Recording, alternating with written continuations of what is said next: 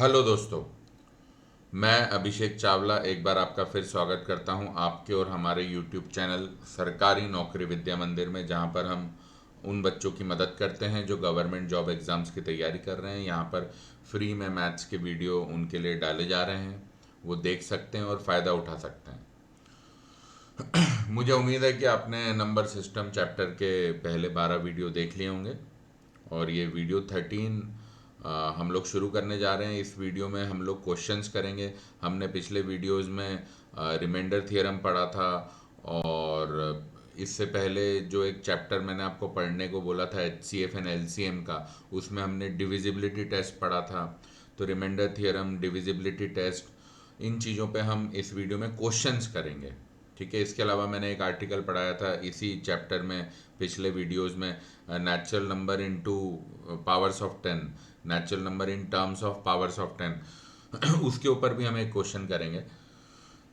तो अब ये चैप्टर में काफ़ी थियरी हम पढ़ चुके हैं, अब हम क्वेश्चंस शुरू करने जा रहे हैं जहाँ पर थियरी अप्लाई होगी।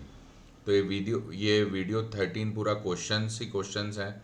ये इस वीडियो में हम लोग 5 क्वेश्चंस कवर करेंगे जिसमें पिछले वीडियोस की थियरी अप्लाई होगी। तो चलिए बिना समय खराब किए फटाफट पहले क्वेश्चन पर आ जाते हैं। ये स्क्रीन पे रहा पहला क्वेश्चन आपके सामने। इफ ए नंबर इज, यहाँ पे लिखा है, if a number is as much greater than 31 as it is less than 75, तो नंबर क्या है? तो देखिए यहाँ पर जो हमने एक लीनियर पॉलिनोमियल पढ़ा था जिससे लीनियर इक्वेशन बनती है, यहाँ पर एक लीनियर इक्वेशन बनानी है। जो क्वेश्चन में इंग्लिश में लिखा है उसको मैथ्स में कन्वर्ट कीजिए, एक लीनियर इक्वेशन बन जाएगी।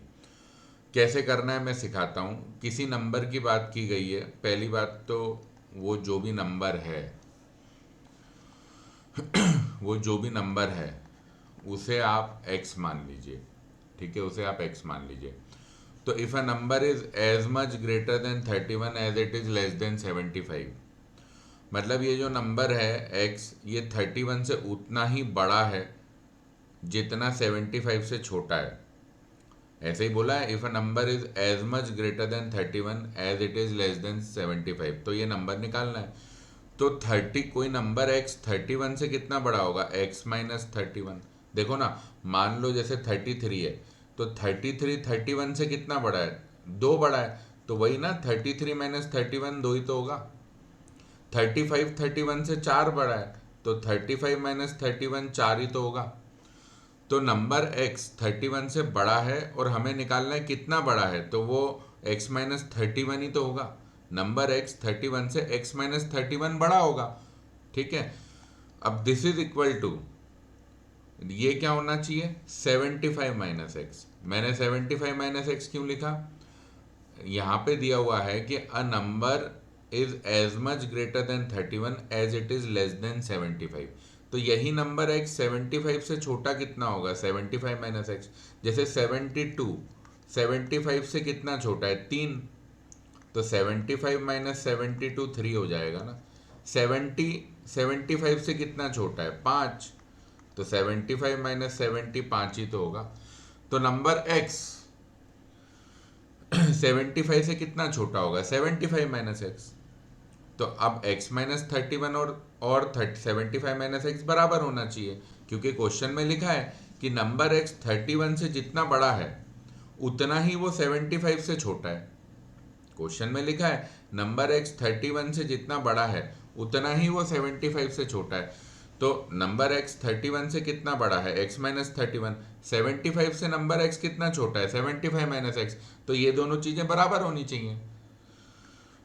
तो आपके सामने ये इक्वेशन आ गई, x minus 31 equal to 75 minus x. अब इस x को आप वहां ले जाओ तो x प्लस एक्स हो जाएगा 2x।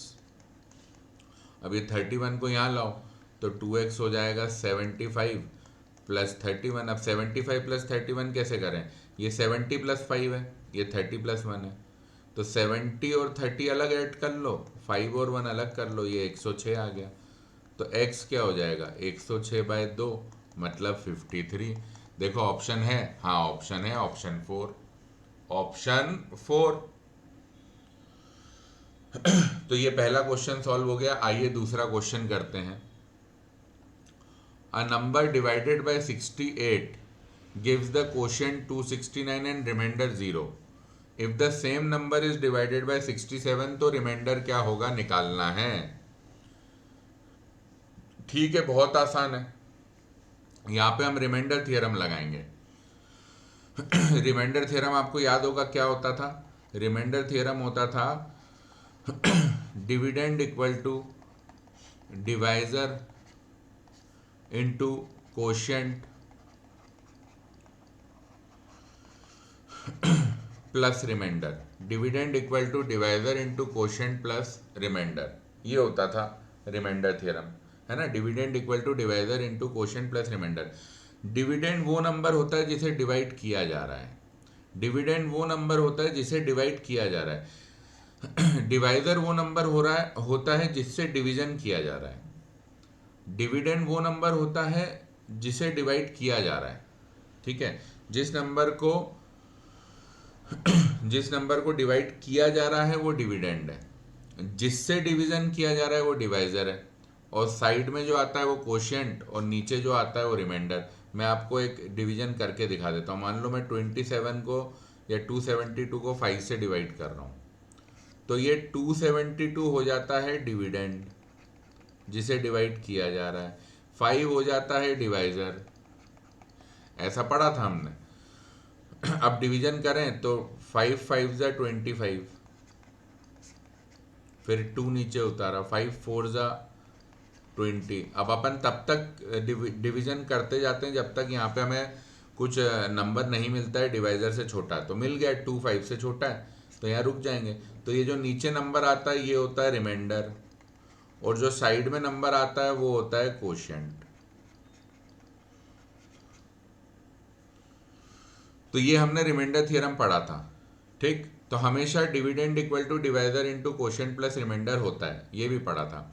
तो अब यहाँ पे जो नंबर है, मान लो वो number let the number be x. मान लेते हैं वो नंबर x है जो क्वेश्चन में बात की जा रही है.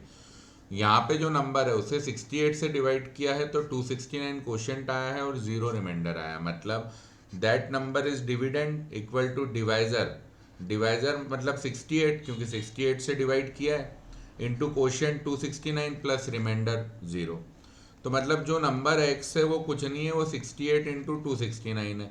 ये हमें पता चल गया. क्वेश्चन में जिस नंबर की बात की जा रही है वो 68 इंटू 269 है, ये पता चल गया. अब बोला जा रहा है कि सेम नंबर को 67 से डिवाइड करेंगे तो रिमाइंडर क्या होगा. अब देखो 68 इंटू 269 मल्टीप्लाई करने मत बैठ जाना. पता चला आप सोचो कि ठीक है नंबर 68 इंटू 269 क्या है वो मल्टीप्लाई करके निकाल लेते हैं जो भी 5 डिजिट आ रहा होगा, और फिर उसको 67 से डिवाइड करेंगे. नहीं नहीं नहीं नहीं, ऐसा नहीं करना है. यहाँ पे एक छोटा सा सॉल्यूशन है एकदम डायरेक्ट. देखो अब 67 से डिवाइड करना है ना, तो 68 को आप ऐसे लिखो 67 प्लस 1. तो यही नंबर x ऐसा बन जाएगा 67 इंटू 269 प्लस 269.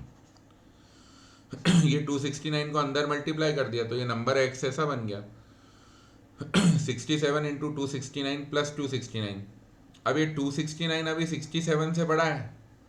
ठीक है, तो इसको एक बार अगर अपन 67 से डिवाइड करें तो क्या होगा. देखो 67 इंटू 4 अगर अपन करेंगे तो 67 इंटू 4 कैसे करें. 67 को लिखो 60 प्लस 7, तो 60 इंटू 4 240, 7 इंटू 4 28, 240 और 28 268. तो ये यहाँ पे 1 बचेगा. यहाँ पे 1 बचेगा. तो अब रुक जाएंगे, रिमाइंडर ये हो गया. तो अब ये 269 यहाँ डिविडेंड है, तो 269 को कैसे लिख सकते हैं. Dividend equal to divisor into quotient plus remainder. ठीक है, तो अब ये जो नंबर है 67 इंटू 269 प्लस 269, तो यहाँ 269 को आप ऐसे लिख लो 67 इंटू 4 प्लस 1. तो अब ये दोनों तो मर्ज हो जाएंगे, 67 कॉमन आ जाएगा और अंदर हो जाएगा 269 प्लस 4. तो अब ये हो गया ना 67 इंटू 273 प्लस 1. तो अब देखो number x is 67 into 273 plus 1, और ये 1 जो है ये 67 से छोटा है. तो ये बन गया ना dividend equal to divisor into quotient plus remainder, ये रिमाइंडर डिवाइजर से छोटा है तो ये यही वाली इक्वेशन बन गई, dividend equal to divisor into quotient plus remainder, जहां रिमाइंडर डिवाइजर से छोटा होना चाहिए, तो बिल्कुल यही इक्वेशन बन गई। तो अब मैं सीधे x को मैंने इस फॉर्म में लिख दिया, divisor into quotient plus remainder, तो मैं सीधे कह सकता हूं ना कि x को अगर 67 से डिवाइड करेंगे तो रिमाइंडर 1 होगा, तो रिमाइंडर 1 ये रहा, ऑप्शन 2। तो यही अगर हम 68 इंटू 269 मल्टीप्लाई करने बैठ जाते हैं तो वो मल्टीप्लीकेशन बहुत बड़ा पड़ता, फिर उसको 67 से डिवाइड करते तो बहुत कैलकुलेशन होता। हमने 68 को 67 प्लस 1 लिख दिया, तो x ऐसा आ गया 67 इंटू 269 प्लस 269। पर इस इक्वेशन को हम ऐसा नहीं बोल पा रहे थे, ये वाली नहीं बोल पा रहे थे, dividend equal to divisor into quotient plus remainder, क्योंकि इस इक्वेशन में कंडीशन है रिमाइंडर डिवाइजर से छोटा होना चाहिए। तो अगर मैं 67 को डिवाइजर मान लूँ तो 269 तो 67 से छोटा है नहीं, तो इसलिए हमने 269 को फिर सिंप्लीफाई करके ऐसे लिखा। अब हो गया, अब फिर फाइनली हो गया dividend equal to divisor into quotient plus remainder, remainder मिल गया डिवाइजर 67 से छोटा। तो इस टाइप के क्वेश्चन में डायरेक्ट मल्टीप्लाई करने की बजाय इस तरीके से आपको अप्रोच करना है। आपको ये जो रिमाइंडर थ्योरम की इक्वेशन है, dividend equal to divisor into quotient plus remainder, जहां पे रिमाइंडर डिवाइजर से छोटा होता है, आपको ये फॉर्म बना लेना है, तो आपको पता चल जाएगा कि कौन से नंबर को कौन से नंबर से डिवाइड करने पे क्या रिमाइंडर आएगा। चलिए एक तीसरा क्वेश्चन करते हैं जो फिर से रिमाइंडर थ्योरम पर है, सिमिलर क्वेश्चन है, ये करते हैं। अब यहाँ पे क्वेश्चन में लिखा है a number when divided by 899 gives the remainder 63। तो नंबर x मान लो, तो 899 से उसको डिवाइड कर रहे हैं, तो डिवाइजर हो गया 899, कोशिएंट में मान लेता हूँ कुछ नेचुरल नंबर q आया होगा, ठीक है, और रिमाइंडर 63 है, ठीक है। तो हो गया ना dividend equal to divisor into quotient plus remainder.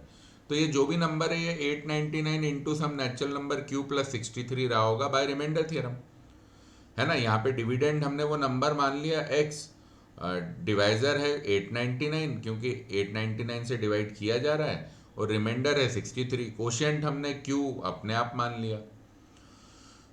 अब बोला if the same number is divided by 29 तो रिमाइंडर क्या होगा।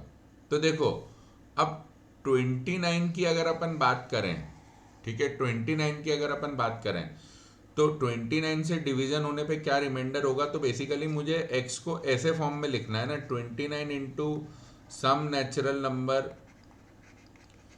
प्लस जो भी रिमाइंडर है, और यहाँ पे ये रिमाइंडर जो है this should be less than 29। x को इस फॉर्म में लिखना है 29 into some natural number plus some remainder which is less than 29। तो चलो इस फॉर्म में लिखने की तैयारी करते हैं। तो पहले तो 899 को एक बार 29 से डिवाइड करके देखें क्या आ रहा है। 29 इंटू 3 होता है 87, ठीक है, तो ये 2 यहाँ पर आ गया, यहाँ पे 9 नीचे आया, 29 इंटू 1 29, लो भाई 899 तो 29 से डिवाइड हो गया, रिमाइंडर 0 आ गया, मतलब 899 dividend equal to divisor 29 into quotient 31 plus 0, तो मतलब 899 क्या आ गया 29 इंटू 31। तो बस इस नंबर x को ऐसे लिखो 29 इंटू 31 इंटू क्यू प्लस 63। तो ये क्या हो गया 29 इंटू, अब 31 इंटू क्यू को कुछ नेचुरल नंबर p बोल दो, क्या फर्क पड़ता है, प्लस 63। तो अब ये रिमाइंडर थ्योरम वाला इक्वेशन बना क्या, dividend equal to divisor into quotient plus remainder, dividend equal to divisor into quotient plus remainder बना क्या, नहीं बना, क्योंकि यहाँ पे ये जो रिमाइंडर है 63 को हम रिमाइंडर नहीं बोल सकते, क्योंकि 63 29 से छोटा नहीं है, रिमाइंडर डिवाइजर से छोटा होना चाहिए।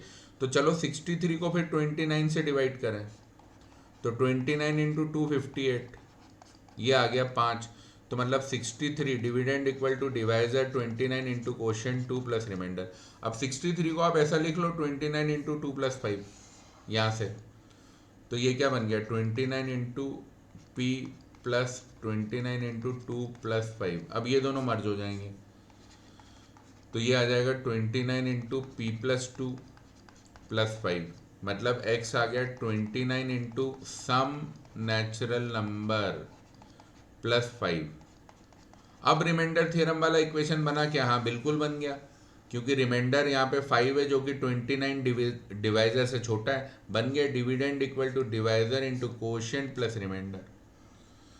अब 529 से छोटा है मतलब रिमाइंडर डिवाइजर से छोटा है, तो रिमाइंडर थ्योरम वाला इक्वेशन बन गया। तो हम क्या बोल सकते हैं कि इस नंबर x को, जो भी नंबर x है जिसकी बात की जा रही है क्वेश्चन में, उसको 29 से डिवाइड करेंगे तो रिमाइंडर 5 आएगा। ये रहा ऑप्शन 2 5। तो दोस्तों आपने देखा मैंने किस तरीके से इस क्वेश्चन को अप्रोच किया। हमको अल्टीमेटली रिमाइंडर थ्योरम वाला इक्वेशन बनाना है, और हमेशा ध्यान रखना रिमाइंडर थ्योरम वाला इक्वेशन तभी माना जाएगा रिमाइंडर थ्योरम का इक्वेशन जब उसमें रिमाइंडर डिवाइजर से छोटा है, मतलब रिमाइंडर उस नंबर से छोटा है जिससे डिवीजन किया जा रहा था। तो इस तरीके से क्वेश्चंस को हमें अप्रोच करना है। मैं आपको बहुत लिख लिख के चीज़ें बताता हूँ, पर एग्ज़ाम अगर मैं एग्ज़ाम में बैठा होता तो ये सारी चीज़ें मैं लगभग 1 मिनट में करता, क्योंकि ये सारी चीज़ें जो मैं आपको लिख रहा हूँ ये एक्चुअल में दिमाग में सोचनी होती हैं। ये प्रैक्टिस जब हो जाती है तो ये सब आदमी दिमाग में सोच पाता है। जब बहुत प्रैक्टिस हो जाती है ये चीज़ें अपने आप दिमाग में तेज़ी से आती हैं। तो इसके लिए प्रैक्टिस बहुत चाहिए। मैं आपको जो भी वीडियोस, आप जो भी मेरे वीडियोस देख रहे हैं, इन वीडियोस को देखने के बाद आपको हर चैप्टर में कम से कम 200-300 क्वेश्चन की प्रैक्टिस करनी है, तब आपके हाथ में ये मैथमेटिक्स उतरेगी। चलिए चौथा क्वेश्चन करते हैं। Which of the following number is not divisible by 18? ठीक है, हमें वो नंबर निकालना है चारों में से जो 18 से डिविजिबल नहीं है। ठीक है, तो देखिए सबसे पहले तो हम समझें कि कोई नंबर 18 से डिविजिबल अगर है तो वो क्यों है। जैसे 54 18 इंटू 3 है। ठीक है, तो ध्यान से देखिए 54 को अगर अपन प्राइम फैक्टर्स में ब्रेक करें तो क्या आएगा, ये 27 मतलब 3 क्यूब इंटू 2 आ जाएगा। तो अब 3 क्यूब इंटू 2 18 से क्यों डिविजिबल है? अगर मैं इसको 18 से डिवाइड करूंगा तो ये 18 क्या है, 18 मतलब 3 स्क्वायर इंटू 2 पावर 1। तो यहाँ पे ऊपर भी अब 3 क्यूब है, 3 क्यूब है तो वो 3 स्क्वायर को खा लेगा। 3 क्यूब बाय 3 स्क्वायर हो जाएगा 3 पावर 1, और ये 2 भी कैंसिल हो जाएगा, बस 3 आ जाएगा। अब मान लीजिए ऊपर कोई ऐसा नंबर है 3 पावर 10, 2 पावर 5, 7 पावर 1, तो अब इसको भी अगर मैं 18 मतलब 3 स्क्वायर 2 पावर 1 से डिवाइड करूंगा तो ये 3 पावर 10 फिर 3 स्क्वायर को खा जाएगा। 3 पावर 10 बाय 3 स्क्वायर होगा 3 पावर 8, 2 पावर 5 बाय 2 पावर 1 होगा 2 पावर 4, ये आ जाएगा, नेचुरल नंबर आ जाएगा। किसी भी नेचुरल नंबर को हम 18 से डिवाइड कर रहे हैं और रिजल्ट नेचुरल नंबर आ रहा है, मतलब वो ओरिजिनल नंबर 18 से डिविजिबल है। तो हमने इन दोनों केसेस में देखा 18 से डिविजिबल होने के लिए जो नंबर ऊपर न्यूमरेटर में लिखा है उसमें 3 स्क्वायर कम से कम होना चाहिए और 2 पावर 1 कम से कम होना चाहिए। जैसे मान लीजिए अगर ऊपर ऐसा लिखा है 3 पावर 31, 7 पावर 22, और नीचे 18 से डिवाइड किया 3 स्क्वायर 2 पावर 1, तो ये 3 स्क्वायर तो ठीक है खा लेगा 3 पावर 31, पर ये 2 पावर 1 रह जाएगा। तो अगर कुछ रह गया है नीचे मतलब फिर ऊपर वाला नंबर 18 से डिविजिबल नहीं हुआ। तो समझने की बात यह है कि अगर किसी नंबर को 18 से डिविजिबल होना है तो उसमें कम से कम उसको अगर अपन प्राइम फैक्टर्स में ब्रेक करें तो कम से कम उस नंबर में 3 स्क्वायर होना चाहिए और 2 पावर 1 भी होना चाहिए। मतलब 3 का पावर 2 से ज़्यादा 2 के बराबर या 2 से ज़्यादा होना चाहिए, और 2 का पावर 1 के बराबर या 1 से ज़्यादा होना चाहिए। ठीक है, तो अब आप देख के ही बोल दोगे। मैं आप मान लो कोई नंबर दिया है 3 क्यूब 7 स्क्वायर 5 क्यूब 2 पावर 5, क्या ये 18 से डिविजिबल होगा? बिल्कुल होगा। ये 3 क्यूब 3 स्क्वायर को खा जाएगा, ये 2 पावर 1 को खा जाएगा। इस नंबर को मैं 3 स्क्वायर 2 पावर 1, 3 स्क्वायर 2 पावर 1 मतलब 18 से डिवाइड करूंगा तो ये 3 क्यूब बाय 3 स्क्वायर बन जाएगा 3 पावर 1, 7 स्क्वायर 5 क्यूब ऐसा कैसा, और 2 पावर 5 बाय 2 पावर 1 बन जाएगा 2 पावर 4। तो कोई भी नंबर है उसको 18 से डिविजिबल होना है तो उसको 3 स्क्वायर को भी खाना है 2 पावर 1 को भी खाना है। मतलब उसमें उस नंबर को अगर जिस भी नंबर की हम बात कर रहे हैं जिसकी डिविजिबिलिटी 18 से चेक करनी है, उस नंबर के प्राइम फैक्टर्स में 3 स्क्वायर भी होना चाहिए, कम से कम 3 स्क्वायर होना चाहिए। 3 क्यूब हो 3 पावर 4 हो तो भी चलेगा, कम से कम 3 स्क्वायर होना चाहिए, और कम से कम 2 पावर 1 भी होना चाहिए, तो वो नंबर 18 से डिविजिबल होगा। तो इसी बात को क्या मैं ऐसे कह सकता हूँ क्या, इसी बात को क्या मैं ऐसे कह सकता हूँ क्या कि कोई नंबर अगर 18 से डिविजिबल होना है तो उसको प्राइम फैक्टर्स में ब्रेक करें तो कम से कम 3 स्क्वायर होना चाहिए। तो 3 स्क्वायर क्या होता है 9, 3 स्क्वायर क्या होता है 9, तो मतलब वो number 9 into some natural number होना चाहिए, है ना। अब किसी नंबर में अगर 3 क्यूब है, 3 पावर 5 है, मतलब मिनिमम 3 स्क्वायर है, तो आप मिनिमम 3 स्क्वायर है अगर किसी नंबर को ब्रेक कर रहे हैं प्राइम फैक्टर्स में, और वहाँ प्राइम फैक्टर्स में मिनिमम 3 स्क्वायर है, मतलब 3 स्क्वायर, 3 क्यूब, 3 पावर 4 ऐसा कुछ है, तो आप 3 स्क्वायर को अलग कर सकते हो ना। जैसे इस नंबर को आप ऐसा नहीं लिख सकते 3 स्क्वायर अलग कर लिया, बाकी 3 क्यूब में 3 पावर 1, 7 स्क्वायर, 5 क्यूब, 2 पावर 5 अलग हो गया। जैसे 54 को ऐसा नहीं लिख सकते 3 स्क्वायर अलग कर लिया, 3 क्यूब में एक 3 बचा और एक 2 ये अलग कर लिया। तो अगर किसी नंबर में कम से कम 3 स्क्वायर है, 3 स्क्वायर मतलब 9, तो वो number 9 into some natural number होना चाहिए। अच्छा, किसी नंबर में कम से कम 2 पावर 1 है, तो वही number 2 into some natural number भी तो होना चाहिए। जैसे यही 54 को ऐसा भी तो लिख सकते हैं 2 इंटू सम नेचुरल नंबर, ये 3 क्यूब, या इसको ऐसा लिख सकते हैं ना 2 पावर 1 अलग कर लिया, 2 पावर 4, 3 क्यूब, 7 स्क्वायर, 5 क्यूब अलग कर लिया, ये हो गया पूरा सम नेचुरल नंबर। तो मतलब समझने की बात यह है कि किसी नंबर को अगर 18 से डिविजिबल होना है तो वो 9 इंटू सम नेचुरल नंबर के फॉर्म में लिखाना चाहिए, और वही number 2 into some natural number के फॉर्म में भी लिखाना चाहिए।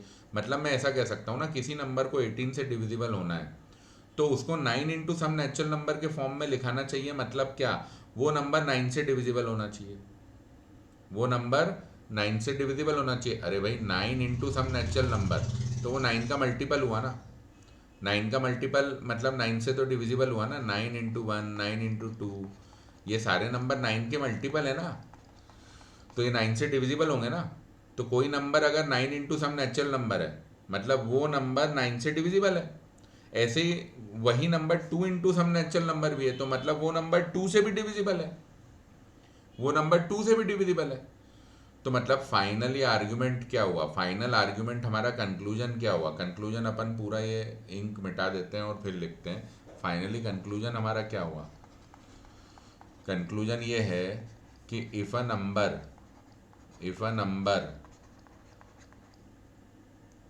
has to be divisible, if a number has to be divisible by 18,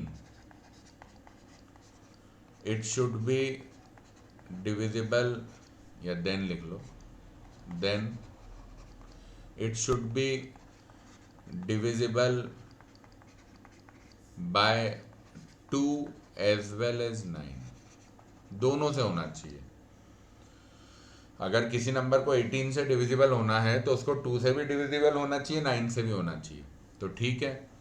अब 2 से डिविजिबल होना का क्या मतलब है, 2 से डिविजिबल होना मतलब क्या, that number should be even.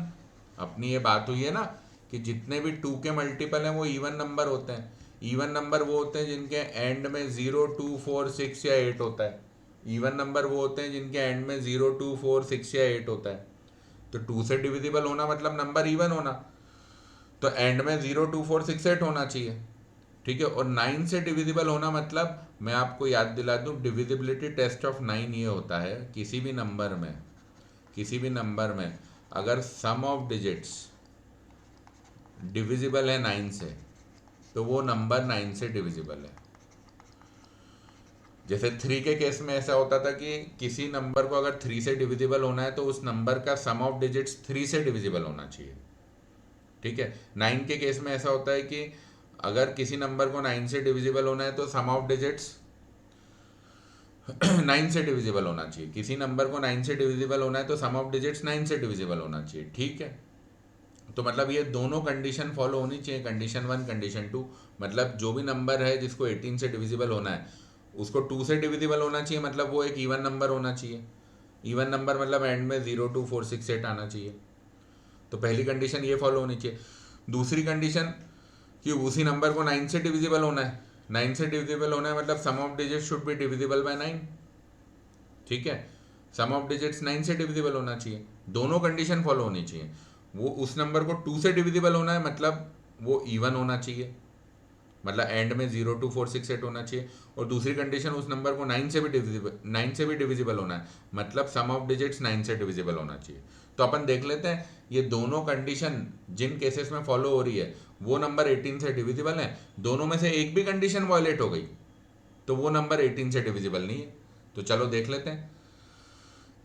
54036, 54036 में सम ऑफ डिजिट्स क्या होगा? सम ऑफ डिजिट्स 5 + 4 + 0 + 3 + 6, ठीक है।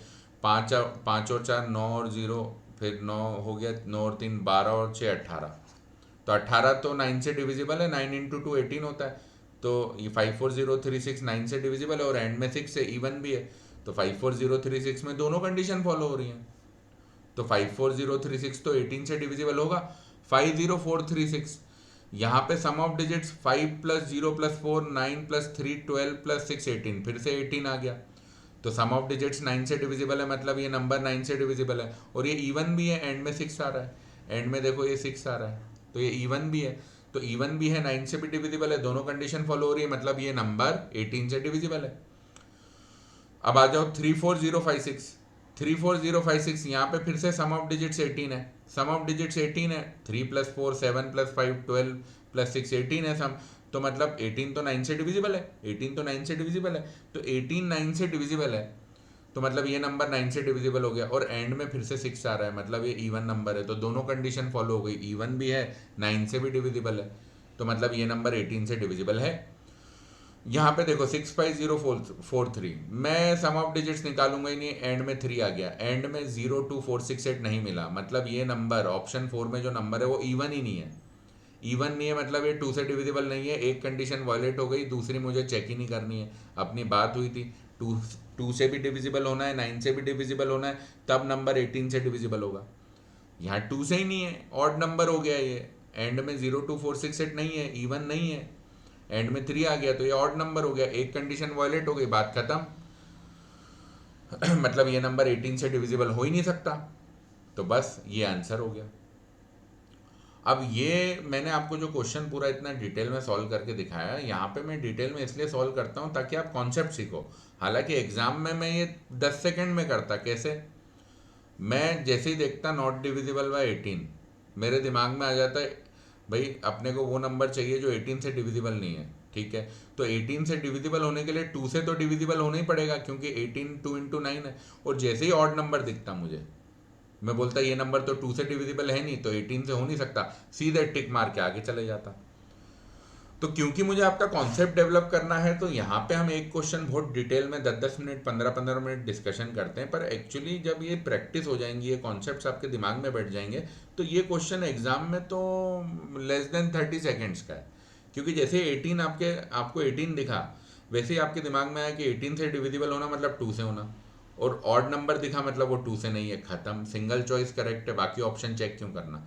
ये तो पेपर की इंस्ट्रक्शन में लिखा है कि क्वेश्चन सिंगल चॉइस है, तो आपको एक नंबर मिल गया नॉट डिविजिबल बाय 18, तो आपको बाकी ऑप्शन चेक भी क्यों करना है? बनता ही नहीं है चेक करना। तो जैसे ही देखा 2 से डिविजिबल नहीं है, ऑड नंबर है, मतलब 18 से हो नहीं सकता, ऑप्शन 4 मार्क करो, आगे बढ़ो, 10 सेकंड में आपको नंबर मिल जाएंगे इस क्वेश्चन के। तो चलिए आइए अब इस वीडियो का आखिरी 5वां क्वेश्चन करते हैं। जो मैंने आपको एक आर्टिकल पढ़ाया था, natural number in terms of 10, मैं आर्टिकल ध्यान दिला दूं, उस पर यह क्वेश्चन है कि कोई भी नंबर है जैसे 362, तो ये ऐसा लिखा होता है, 3, इसको आप ऐसे लिख सकते हो ना, 3 × 10² + 6 × 10⁻1 +2 लिख लो, या 2 × 10⁻0, एक ही बात है।